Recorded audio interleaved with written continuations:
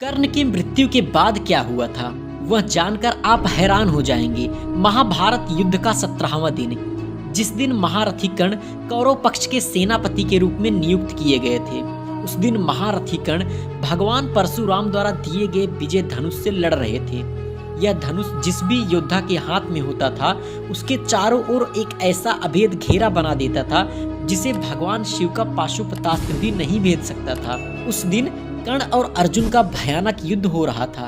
तभी कर्ण के रथ का पहिया भूमि में धंस जाता है और कर्ण के हाथ से उसका विजय धनुष छूट जाता है।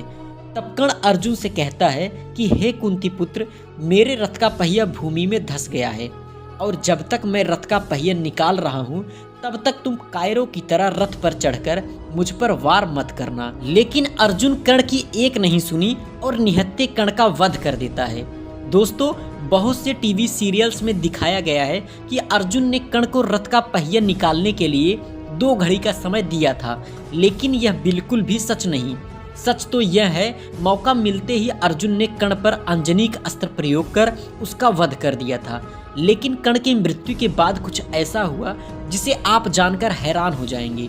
आज के इस वीडियो में इसी के बारे में बात करेंगे, लेकिन वीडियो में आगे बढ़ने से पहले हमारे चैनल को सब्सक्राइब जरूर करें। अर्जुन ने कर्ण का वध किया तब कर्ण के शरीर से रक्त की धाराएं बह रही थी।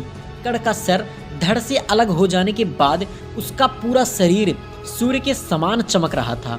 कर्ण की मृत्यु के बाद कुरुक्षेत्र में मानो सन्नाटा सा छा गया हो, पृथ्वी थम सी गई हो।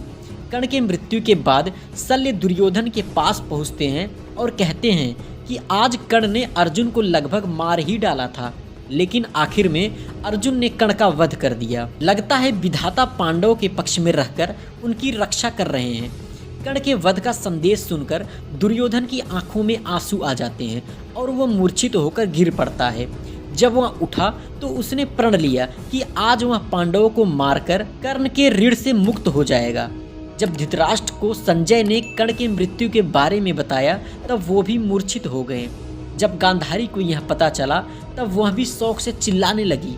कर्ण की मृत्यु के बारे में सोचकर माता कुंती फूट फूट कर रोने लगी। जब पांडवों ने देखा कि कर्ण की मृत्यु पर माता कुंती रो रही हैं, तब पांडवों ने कुंती से पूछा कि आप रो क्यों रही हैं। तब कुंती माता ने रोते हुए कहा कि कर्ण तुम्हारा ज्येष्ठ था। कर्ण का सच जानकर सभी पांडव बहुत दुखी हो गए, जिसका सदैव पांडवों ने अपमान किया। यह जानकर कि कर्ण पांडवों का ज्येष्ठ है, सभी पांडव रोने लगे। सबसे ज्यादा तो युधिष्ठिर क्रोधित हो गए और संपूर्ण स्त्री जात को श्राप दे दिया। उन्होंने अपनी माता कुंती से कहा कि आपने हमसे सच छुपाया और हमने बड़े भाई को ही मार दिया। आपके कारण ही हमें इतना शोक हो रहा है, इसलिए मैं श्राप देता हूँ कि आज के बाद कोई भी स्त्री अपने राज को अपने मन में छुपा नहीं सकती।